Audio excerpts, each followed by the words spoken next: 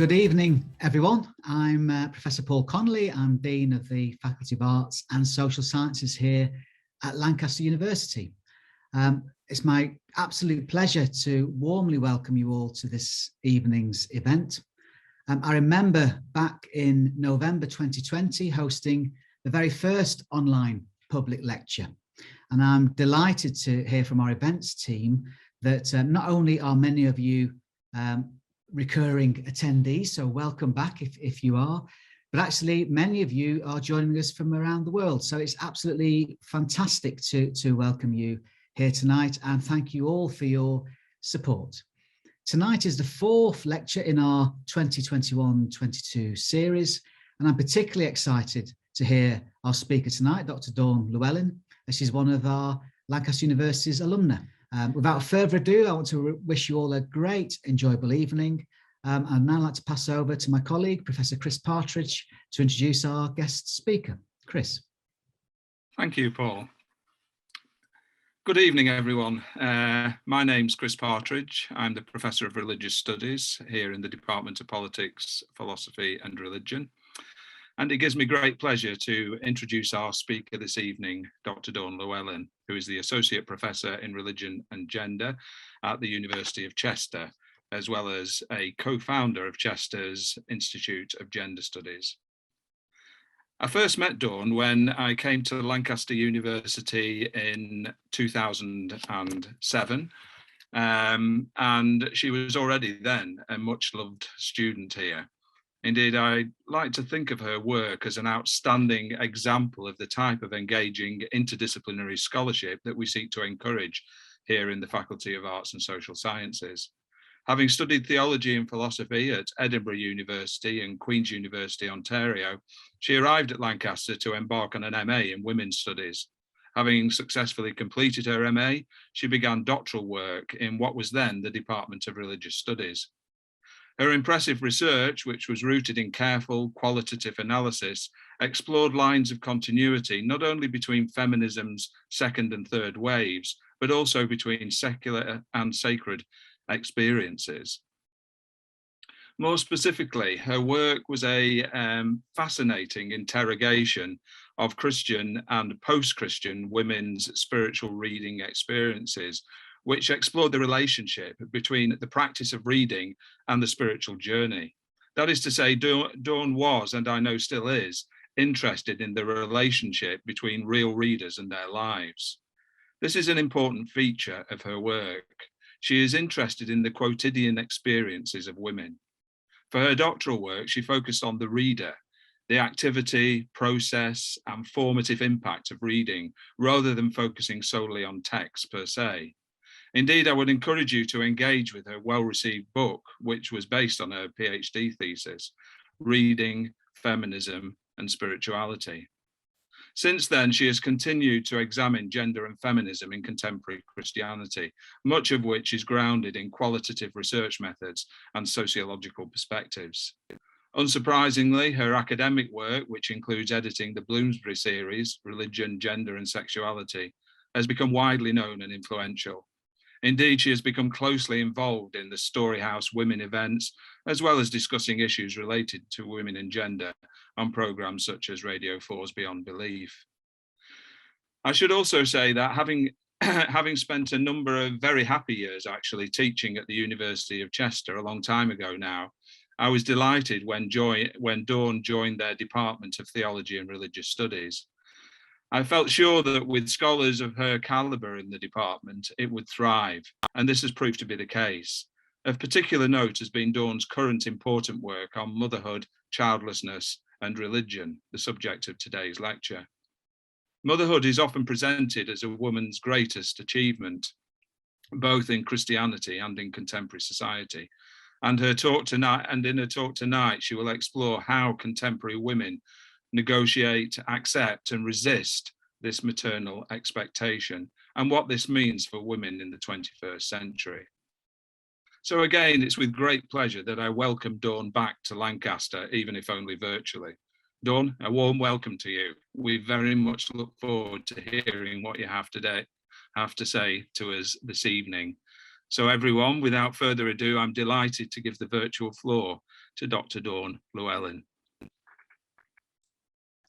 Thank you so much. Gosh, that was quite emotional hearing the wonderful Professor Partridge introduce me. Lancaster is a very special place to me. I'm always very grateful and very proud to have graduated first from the Centre for Women's Studies and then from the Religious Studies Department as it was. So thank you very much for this invitation. Special thanks to Anna and Manu and Paul and to Chris for the smooth organisation, the lovely introductions, but thanks to you all for coming as well. So for today's presentation, I'm going to talk to you about my current book project, which, as Chris suggested, relies on in-depth interviews with Christian women from a wide range of ages, different relationships to Christianity, and different experiences of thinking about this identity of motherhood. I spoke to women and interviewed them and asked them to tell me about their choices. What did they think as they were thinking about whether to have children or whether to identify as childless or voluntary childlessness, or childlessness by choice, as it's often called. But before I start, I'd just like to say that children, family and childlessness can be a really difficult subject to raise and to think about. It's challenging, it can be painful, and sometimes when I've given lectures on this, it has provoked emotional and sometimes painful responses. So please just do look after yourself, do leave the room if you need to, and you'll see my details are on there if you wanted to get in touch with me afterwards, and I do have some sources of support if need be. I'm first going to just talk about how we might think about motherhood in the study of religion, particularly focusing on Christianity. Where does it sit? What do we sort of know about it? And then I'm going to focus on definitions. So what do we mean by voluntary childlessness and childlessness by choice or involuntary childlessness? And then I'm going to move on to talk about this word pronatalism, which is how we can characterize how Christianity understands the role of the family and particularly women's relationship to the role of the family. And then I'm going to focus on my participants' voices and talk to you about how they experience what I've called the maternal expectation, the way in which Christianity expects women as part of their Christian identity to have children. So what happens really, and how do they navigate that? How does that make them feel and impact upon their faith lives? And then I'll talk to you about two key ways in which they do talk about their choice. And I'm going to talk to this and refer to it as accidental choices or vocational choices. So motherhood is given great prominence in Christian thought. There's exposition on teachings, doctrines, practices, and yet relatively little attention has been given to how Christian ideas of motherhood actually impact the faith lives of women, and even less attention has been paid to how Christian makes sense of their identities as a mother or as a voluntary childless woman. And this neglect is a little bit odd, because motherhood is seen as a key factor in women's faith development. Buller and Fast, for example, explore meanings of motherhood for Mennonite women. And as a community that is often defined by a sense of distinctiveness in the way this religious group lives physically separately from wider society, Buller and Fast suggest that Mennonite mothers, they say, stand in the gap between assimilation and preservation. Motherhood is not the only way women are defined and not the only roles that Mennonite women inhabit. But maternal identities are constructed by the historical and religious traditions that inflect society.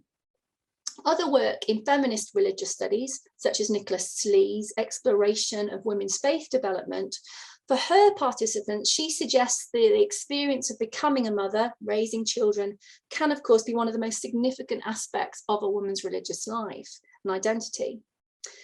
And when Tova Halbertal interviewed Catholic and Jewish mothers of teenage daughters in her book, Appropriately Subversive, she uncovers their deliberate attempts to undo the teachings and practices they feel undermine their daughters' agency and freedom, while still remaining loyal to their tradition. So in that book, motherhood is a feminist and religious practice. But most of the focus in feminist religious studies has been in challenging the patriarchal structures that seem to produce very unfeasible and difficult representations of motherhood. Think of the way in which Eve is associated with sin and punishment, with the agony of childbirth, or how the veneration of the Virgin Mary has been deconstructed and reconstructed, and how mothering stereotypes in Christianity are really dominant around that really perfect image of what the perfect mother might be, based on Mary's perfect passiveness. We can think of Marina Warner's work in All Alone of Her Sex, and she examines the presentation of Mary as this idealized vision of motherhood that's impossible to emulate, impossible to copy. And feminist work in religious studies has highlighted that within religious traditions, women are often essentialized as mothers. And while there are very important criticisms of that, as Sarah Jane Page has commented, we still don't know very much about women's faith involvement in motherhood, and those studies are lacking, and more research is needed, and how such identities are pursued. Now, of course, this absence of thinking about how real women understand their maternal identities in Christianity is really quite predictable. According to the historian Clarissa Atkinson, motherhood has no history because, she says, it is too thoroughly identified with the private sphere and with the changeless biological aspects of the human condition.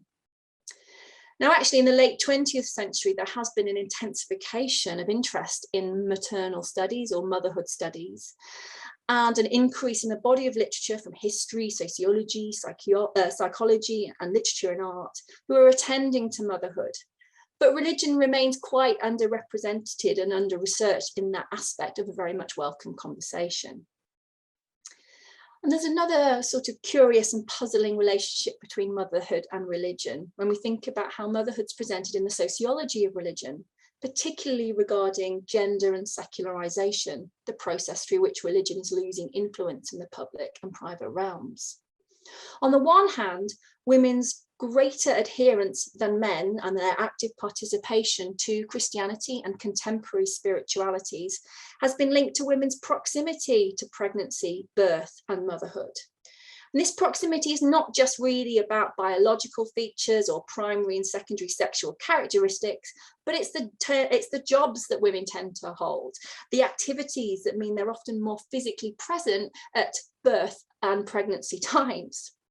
And some scholars have suggested that it's these personal and intimate and family and social transitions that correspond with a particularly religious orientation, or at least the transitions that Christianity recognizes formally.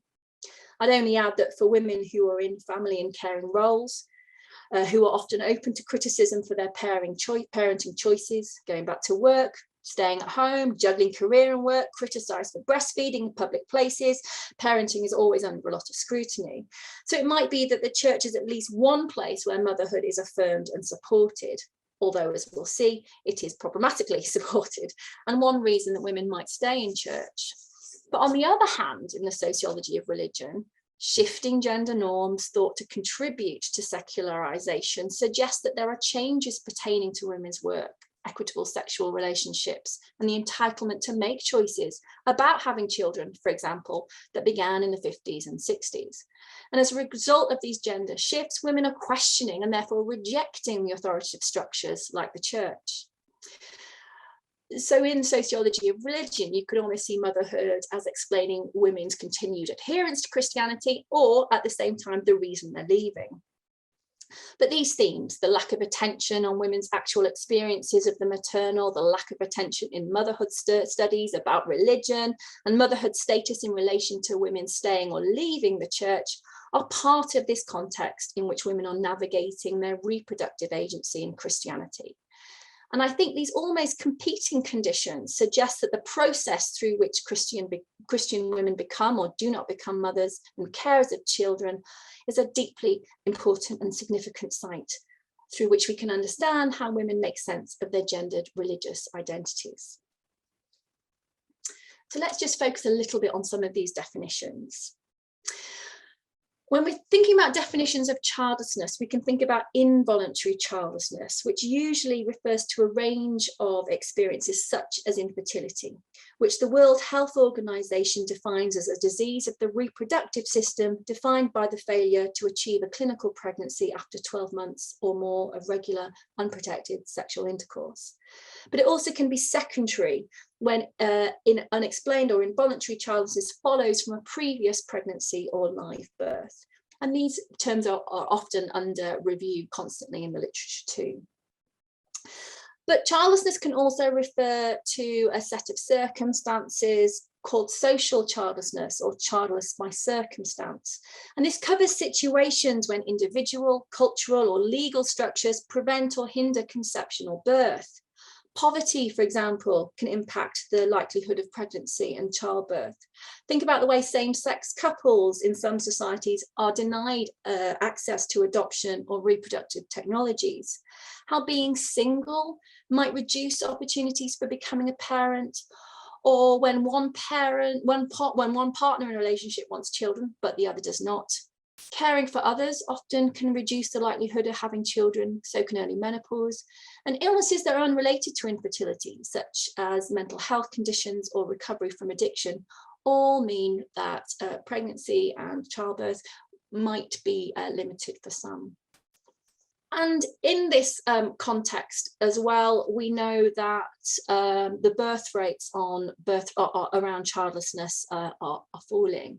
And you've probably seen these stats in some of the literature. Whenever there's a Daily Mail panic about how women aren't having children anymore, they tend to wheel out these stats. So I imagine you're fairly familiar with some of these.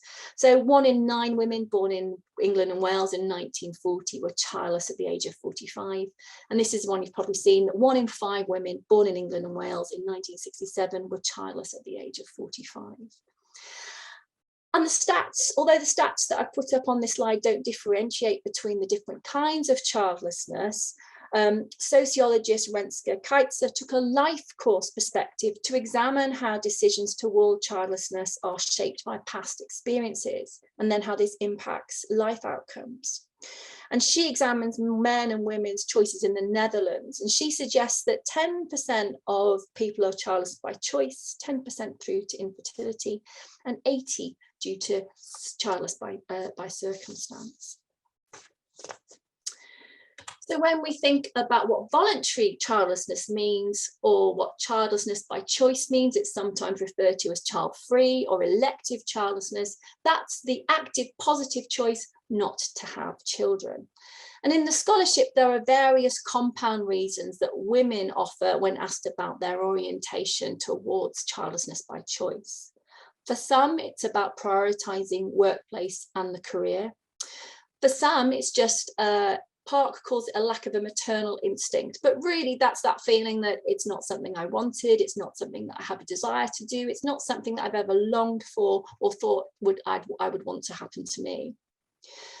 Viviers points out that for some, there's a negative response, that actually having children will stop them being happy, not just a sort of like, well, I just don't want them, but actually, no, this is going to prevent me from doing what I want to do, so it might preclude happiness. For others, as Shapiro says, there's an emphasis on freedom and autonomy that's really privileged. And McAllister and Clark point out that often it's the age differences between partners that mean that negotiation results in a decision to be childless. Now, despite this work and the considerable space given to sociological, feminist and women's studies works on childlessness by choice, religion is really barely mentioned. And this is because in some ways, couples choosing not to have children tend to be non-religious. So for instance, affiliation to Catholicism decreases the likelihood of childlessness by choice by 37% in men and 35% in women, according to various studies. So that just gives you some context around these terms that I'll be referring to in this talk. And my research did focus on choice. So it's a word I don't, to be used carefully, and we'll unpack that a little bit. But I was interested in how women in these sort of changing contexts around some of these expectations are thinking about choice when they have a very strong faith identity. So one shared experience for the women in this study is that they are part of a faith community in which the family is a central social, cultural, and moral structure. And despite the range of beliefs that comprise contemporary Christianity, its teachings, its doctrine, and its church life, we can think of it as a pronatalist institution. And women are at the heart of this ideology. And pronatalism just means that promotion of childbearing and parenting as the principal focus for one's life. And for women, it advocates motherhood as the ideal way to live out Christian life. This is a really useful definition of pronatalism, which can be seen operating, according to Heitlinger, on several levels. Culturally, when childbearing and motherhood are perceived as natural and central to a woman's identity. Ideologically, when the motherhood mandate becomes patriotic, ethnic, or a eugenic obligation. Psychologically, when childbearing is identified with the micro level of personal aspirations, emotions, and irrational or irrational decision-making. And on the level of population policy, when the state intervenes directly or indirectly in an attempt to regulate dynamics of fertility. So when we think of these, we might think of, when we think culturally what this might mean, we can think of the dominant representation of women with children in the media compared to women without children. It is rare to come across an advert for food, cleaning products, furniture, cars, or holidays, or even the recent government message to stay at home to save lives that doesn't feature a heterosexual, because pronatalism is a heteronormative narrative that excludes, so it doesn't normally feature a heterosexual couple, usually white, with 2 children, or sometimes there's a slightly scandalous way in which women are constructed when without children. You might remember Julia Gillard here, that I've got a picture up on. She was the Australian Prime Minister in 2005, and she had this picture taken of her in a kitchen sitting next to an empty fruit bowl. She received much public criticism for appearing to lack homemaking instincts that were tied to her childlessness. So think how rare it is to see or hear from women in the public eye without children. Think about the way women, no matter what their achievements in life might be, if they have children, they're first and foremost described as a mother and wife of 3, no matter if they're winning medals, changing the world, leading nations, or just getting on with their lives. And let's not even get started on the feverish speculation about Meghan Markle before, during, and after her dating and marriage and first and now second birth in the British royal family. So that's how we might think of pronatalism culturally. Ideologically, it's helpful to think of Adrienne Rich, the feminist writer and activist's phrase. She says there's an institution of motherhood. And for Rich, motherhood has 2 connected meanings. They overlap. And the first is there's the potential relationship of women to her power of reproduction and to children. And the institution, which aims in ensuring that that potential shall remain under male control. So for Rich, mothering is actual women's relationship to children, but motherhood is a constructed patriarchal system that defines, restricts, and controls their reproductive agency. And this is evident in the way essentialist ideas of fertility and childbearing have become so attached to women's identities that it's almost sometimes impossible to pull women apart from the nurturance of children. Gillespie says it's been seen to be what women do, and mothers have been seen to be what women are, constituting the central core of normal, healthy feminine identity. Psychologically, we might think of pronatalism as sort of coming across in that pretty constant loaded question and comment that's often aimed at apparently childless women. Have you got kids yet? The expectation that women might change their mind, that they'll regret not having children, or the assumption that you must not like kids, or, oh, but you'd make a great parent. Those kinds of questions. I'm sure some of you have got examples of this. And then in population policy in a British context, we can think of the indirect way that policy and resources are focused on protecting the family and family-based practices. In the US, this is more deliberate with the axing of funding for Planned Parenthood under the Trump administration. But most societies and cultures can, to some extent, be described as pronatalist. And there are many examples of pronatalism in Christianity. You'll recall really recently, 2002, at the start of the year, that Pope Francis chastised married childless couples who are delaying or choosing not to have children for their selfish act and for their focus on holidays, pets and well-being culture. He's got form on this. That's the third time he's given a homily on a very, very similar issue. This sentiment is echoed in The Joy of Love, in which the Pope, in response to dropping birth rates, writes of the concern for persons who lack a mentality of an openness to life. And he writes in this particular document that the industrialization, the sexual revolution, the fear of overpopulation and economic problems and consumerism may also deter people from having children, simply so they can maintain a certain freedom and lifestyle. So on The Joy of Love is not doctrinally determining, but it does encourage Roman Catholics to value the gifts of marriage and family, because the document says it is a good which society cannot do without. And at times it does appear to acknowledge that the family does not necessarily fit the neat image of husband, wife and children, because it calls for mercy and closeness whenever family life remains imperfect. But it is unwavering in its particular identification of the family. And I've just put up one of the descriptions here. Only the exclusive and indissoluble union between a man and a woman has a plenary role to play in society.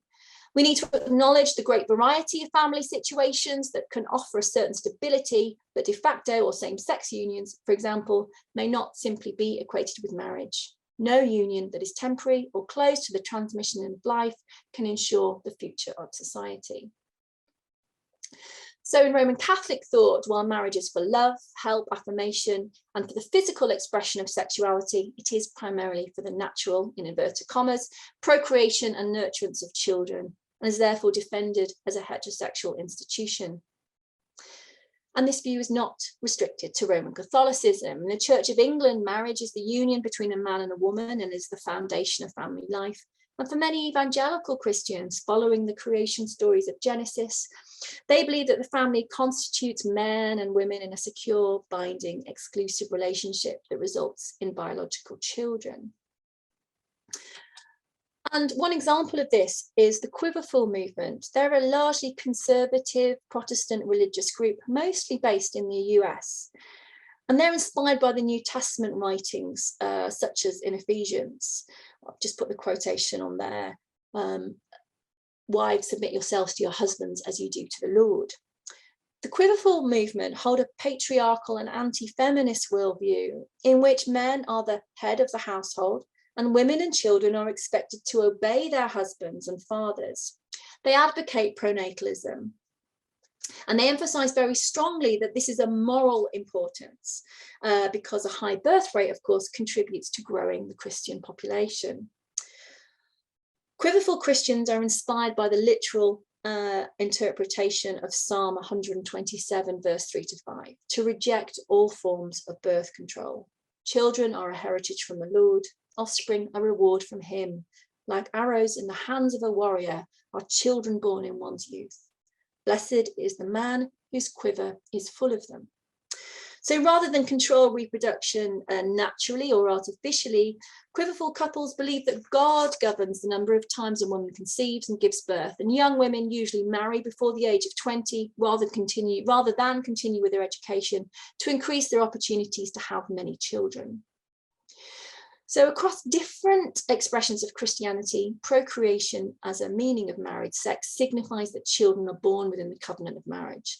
And it's anticipated that couples should be open to the possibility of children.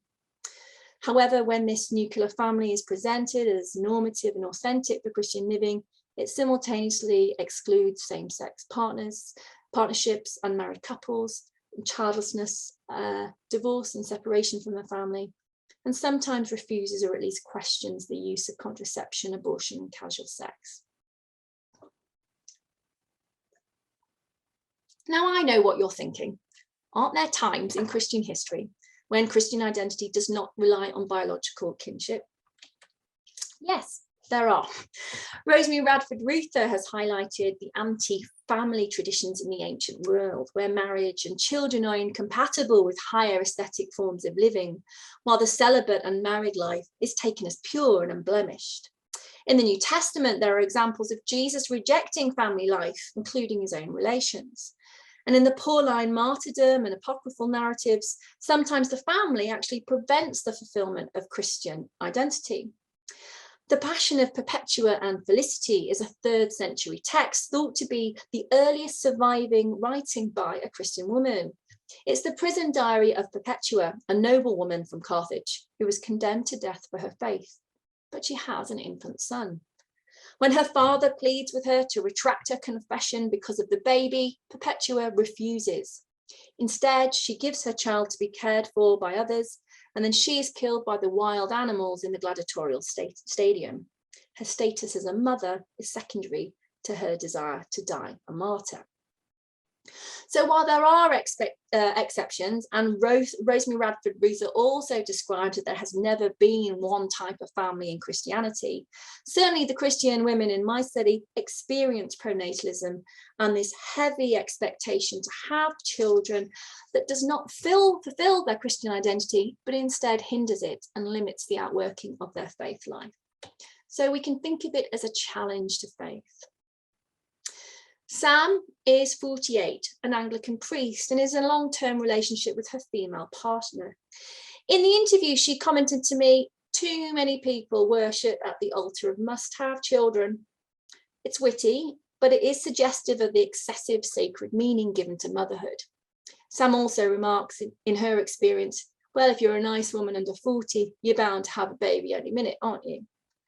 Sam's personal vision of church and God is inclusive, but she finds it really distressing that the institution in which she works, ministers and worships considers her queer identity and her voluntary childlessness to run counter, she says, to its set of rules. Crucially, she feels it prohibits her from living out her faith life. She says, "It's difficult to work under the authority of an institution that says, tut, tut, tut, when you believe what God says is, you are who you are, and I want you to blossom and be all that I've made you to become." That's a tense balance, she says. Rebecca is 35. She's a Roman Catholic with 2 children. She talks really movingly about her children and the way they bring grace to her life. But she no longer has the emotional or physical space, she says, to feel grounded as a woman before God. And she contrasts the spiritual life and practice she has had before children and the fact that that's never really come back. This is because, she says, motherhood demands a sacrifice of my own creativity at this point and potentially for quite a long time. She says this is in part because of the perfect, selfless way that motherhood is presented, particularly through the romanticized vision of Mary. She says, "I feel like Mary is just trying to make up something where it doesn't exist." Okay, she probably did do a lot of housework, and I'm sure she was quite a strong woman, but that's not the tradition we've received, is it? The maternal expectation to have children means for Rebecca that she thinks not a lot of truth is told about motherhood because it's a model that values selflessness. And she says an idea of sacrificing the self before the self has even been given what it needs. That's often at the heart of what the church makes of motherhood. It's valued, but in a false paradigm, she says. So the parish and worship spaces where Rebecca is supposed to feel nourished don't fulfill this aspect of her life. It's this idealization and sensualist presentation of motherhood, particularly through Mary, that means for her it's impossible to acknowledge her struggles and to admit that motherhood is messy, complex, and that it detracts from a spiritual life and faith identity she once felt she had before children. And this prevents her spiritual life from flourishing. So for the participants in this study, the maternal expectation can make some church spaces unwelcoming. For example, Mothering Sunday can be a highly charged time, and the celebration of motherhood can cause painful moments of exclusion. For Elizabeth, who tends an Anglican cathedral, Mother's Day is just one of the worst times of the year. She exemplifies the orientation towards motherhood as being really quite fluid. she identifies as a non-mother, that's her words.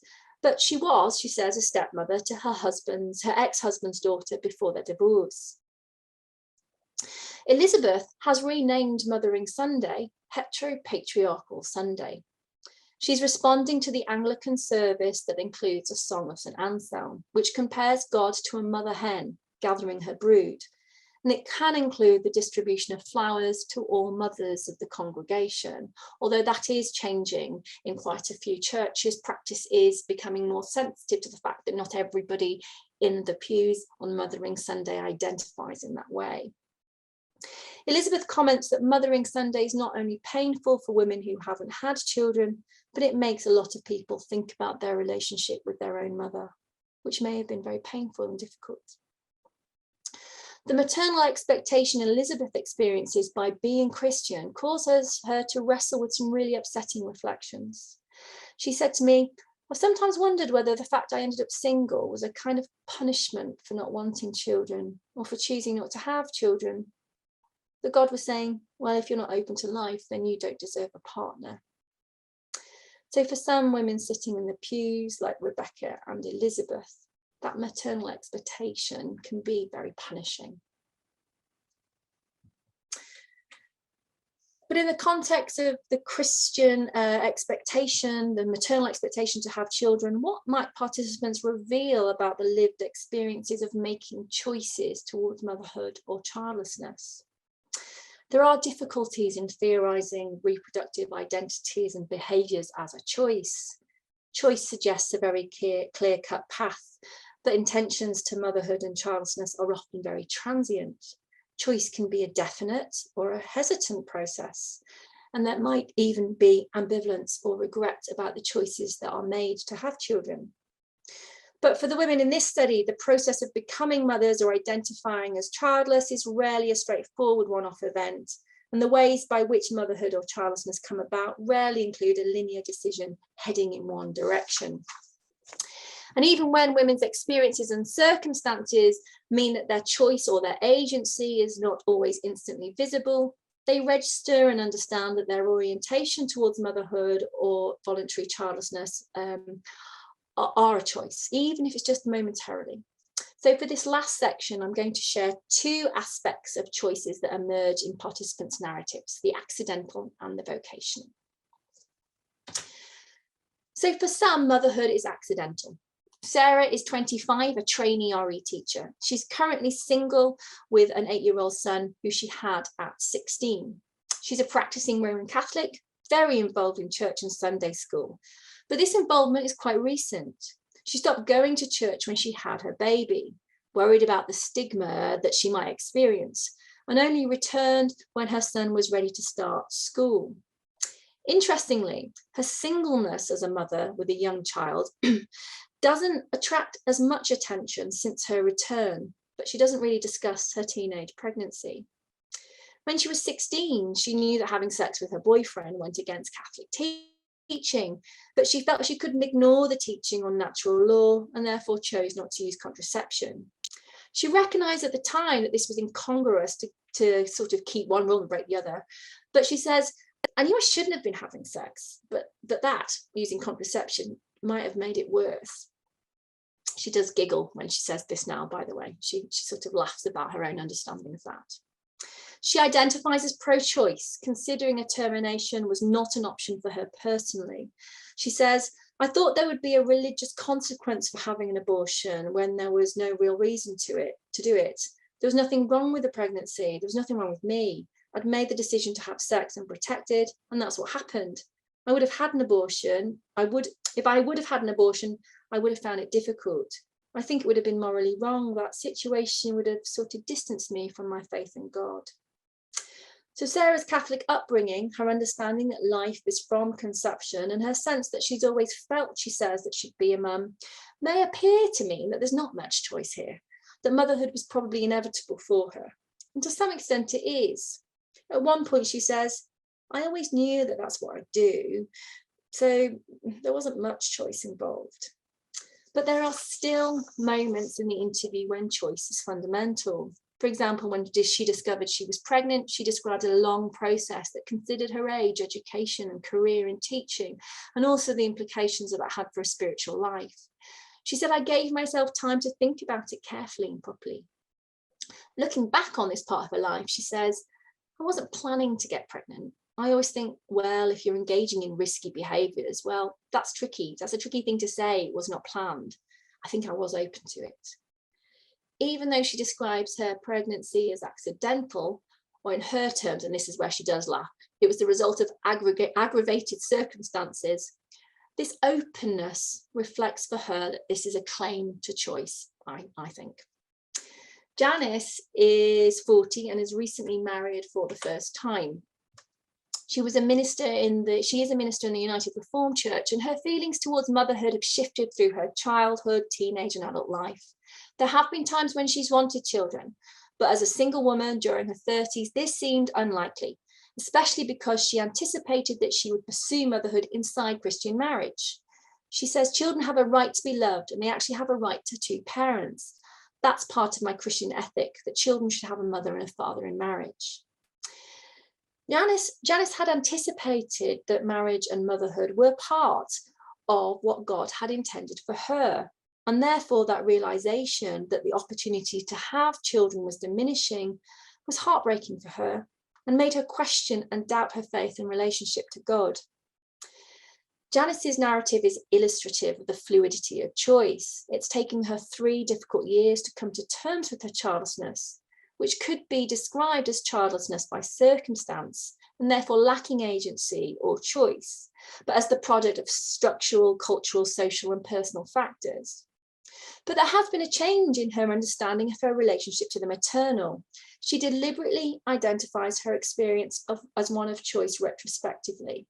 She no longer wants children, but describes her relationship to motherhood as ambivalent. One of the key ways participants frame choice is through the lens of vocation. They really use this language of vocation. For mothers and voluntary childless women, choice includes the consideration of existing family commitments, environmental ethics, desire and a longing, a lifestyle, careers, risk, the influence of friends, family, acquaintances, relationships with partners, marital status, financial concerns, which are accessed through understanding and interpreting and working out God's call. For some women, motherhood is a fulfillment of the Christian ideal. Anne, for example, has 2 children. The eldest is under 2 and the youngest is 3 months. She's in her early 30s. Her husband is Roman Catholic and she was raised in the Church of England, previously working for one of their departments. During the interview, after asking Anne how she understood choice, she replied, I don't think I've ever felt I had a free choice not to. The choice to have children is sealed through marriage for her. I don't think as a Christian woman per se that you have to have children, but I think once one gets married in a Christian church, being open to the possibility of children feels like what marriage is about for me. And she equates motherhood to, she says, the self-offering. It's a sacrifice, replicating that Christian image captured in some of the teachings and discourses we've talked about, that motherhood is the gift of self, and that for women is revealed in conception and giving birth. But it was during this part of the conversation where I was asking her about choice that Anne became quite uncomfortable. She self-identifies as a feminist, and she was finding it quite difficult to hold her Christian identity, the privileges, the family, together with feelings that the desire to have children was part of her conditioning. But ultimately, her choice to become a mother was followed by the belief that it was an experience one ought to have as a Christian woman. And she says, this is God's calling to be a mother. As the interview progressed, Anne revealed the different ways that she implemented at different stages choices and took practical measures to secure what could be read as a desire for children, but what she understood vocationally as becoming a whole person. For example, as a couple, Anne wanted children much earlier in the relationship than her husband did. So she said she had to keep chipping away at him, sometimes bringing it up, sometimes pulling back to protect their relationship. She describes pressure from her family and from her church that children would easily and immediately follow her marriage. But there was a 7-year gap between their wedding and the first baby. And she says that's because she was choosing to wait, and in part because she experienced a period of involuntary childlessness.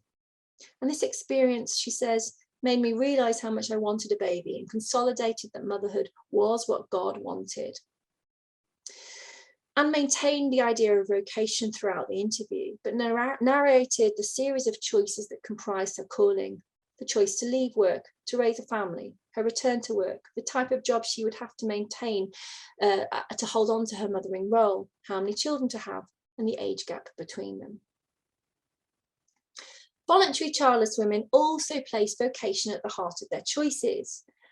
Marcia is 35. She's in a long-term relationship with her partner who has had a vasectomy because neither of them wanted to have children. She said at 25, she tried to arrange surgery for sterilisation, but she was refused on psychological grounds. She was told by her gynecologist, "You'll change your mind later. You may well find this film star who wants to have a relationship with you and children with you." The church has not always been a welcoming space. She has left some churches because of the family rhetoric, but has since found a community that she described as open-minded. This ongoing decision is motivated by her career, and she wants that freedom. But she also imagines that a house constantly filled with toys and clutter and busyness and laughter and stuff maybe also feels sort of less spiritually fulfilled because there's so much activity and noise with children. For others, the vocation to family does not include children because God's call is realised in their existing relationships. Emily, a Catholic RE teacher, says her vocation is connecting to the children she works with. I play a role in the formation of maybe 100 kids a year. That's how I see my creativeness coming in. She also discussed vocation as disclosed through her present family and caring commitments. A brother-in-law with mental health illness means that her and her husband don't want children. But this was framed positively rather than being understood as a deficit. She said, "I don't understand why marriage just has to be about children. I think we can be more effective in following God in terms of our faith if we don't have children.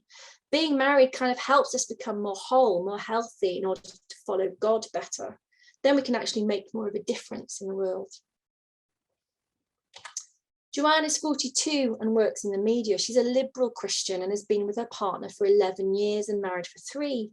She describes the expectation to have children from family, friends and colleagues in church, but says to me, "Never wanted to be a mum. I was expecting that passionate desire, but it just never did. It's just not there." She sometimes wonders if she'll regret it, but says at 42, there's not much time left, but she can't find the desire to have in me to have a child, she says. In some ways, it might be difficult to read the lack of desire to have children as an active choice when participants may have fallen into a lifestyle they do not want to replace or to give up by having children. And for this reason, it might be more appropriate to just say remaining childless rather than choosing childlessness.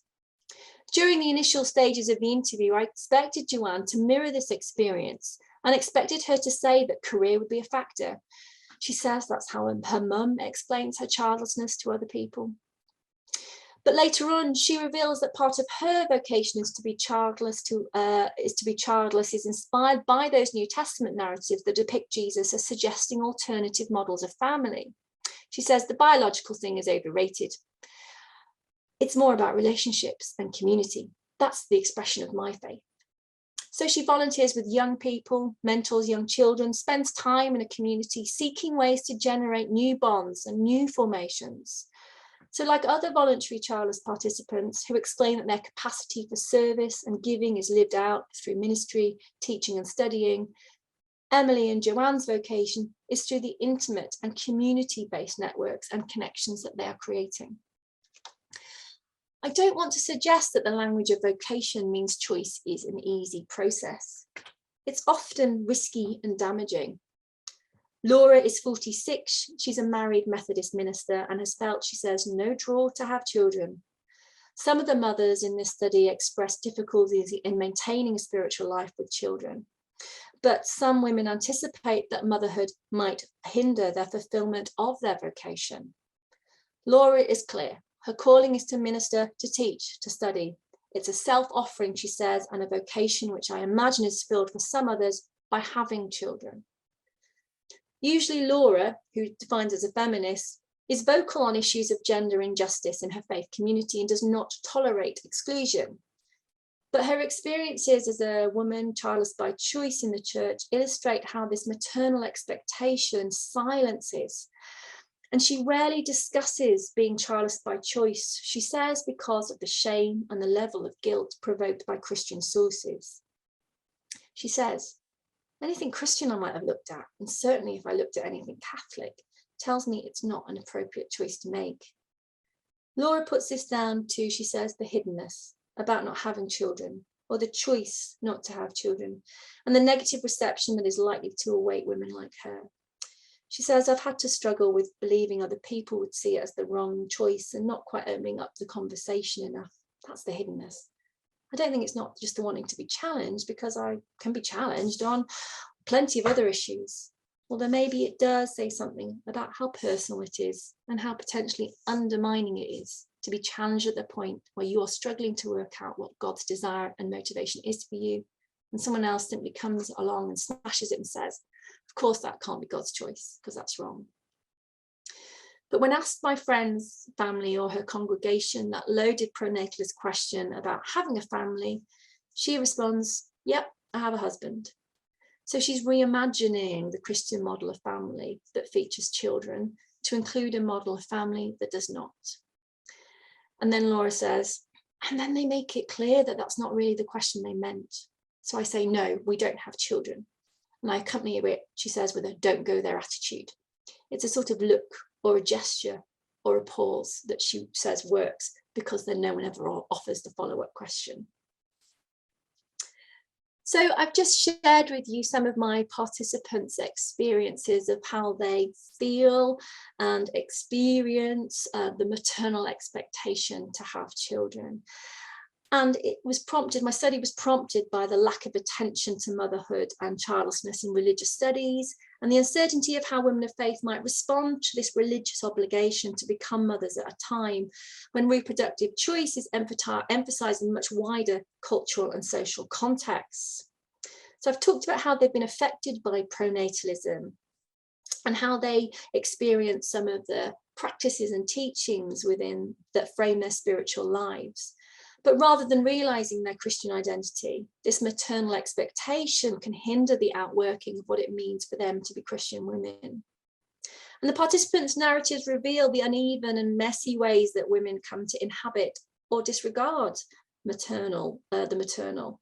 And I've also drawn attention to how circumstances or the language of vocation, which might seem to detract from a choice, as the giving over to God's call, still enables and facilitates some degree of agency, even if choice is experienced momentarily, hesitantly, or as a particularly noteworthy instance in women's reproductive, faith and gendered lives. Thank you for listening. Thanks, Dawn.